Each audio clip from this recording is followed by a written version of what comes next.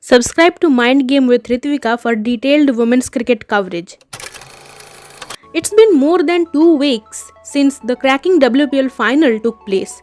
Today in this video, I am going to discuss what are the domestic and international tournaments lined up for Indian women's cricket for the rest of the year, and will also share my thoughts on who should be the head coach of the Indian team. First of all, let's have a look at some of the local tournaments.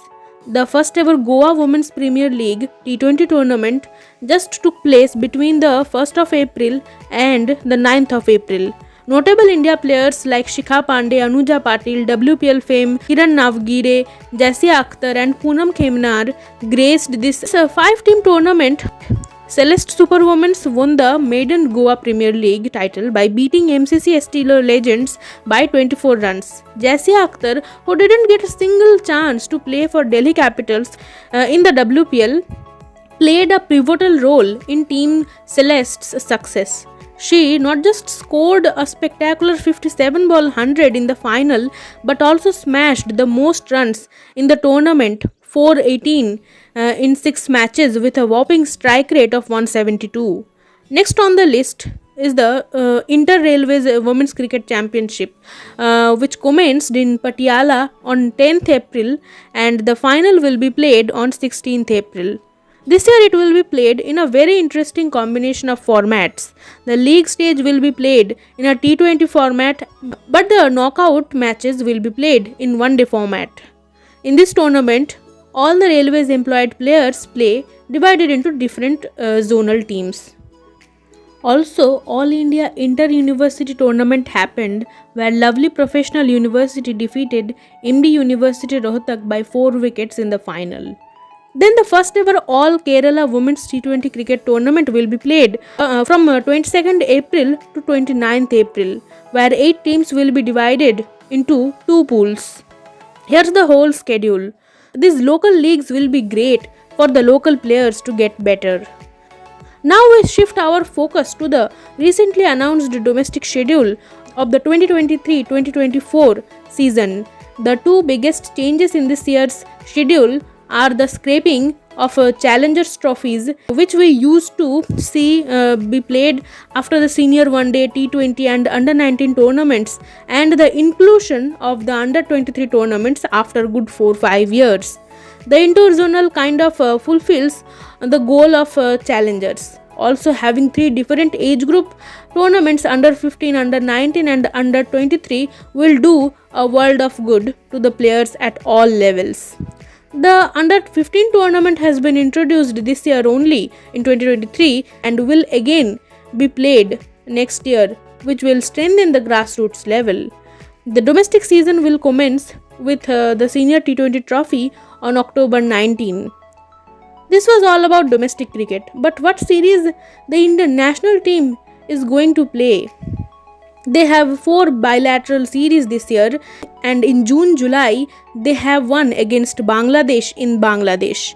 This will also be the first series that India will be playing against Bangladesh, which is part of the Women's ODI Championship, as Bangladesh for the first time qualified for the ODI Championship.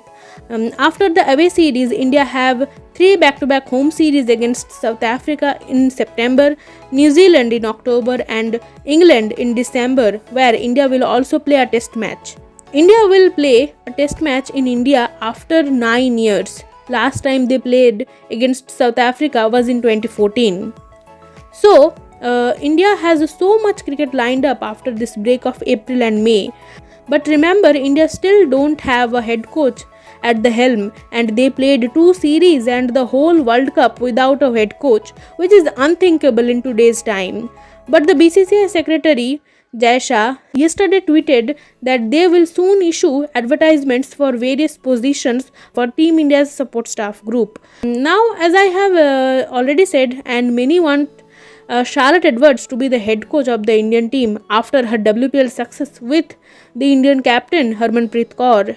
Also, someone like Jhulan Goswami, Nushin Al-Khadir, or the experienced Anju Jain, Devika Palshikar and Mamta Maben can be great additions to the support staff group.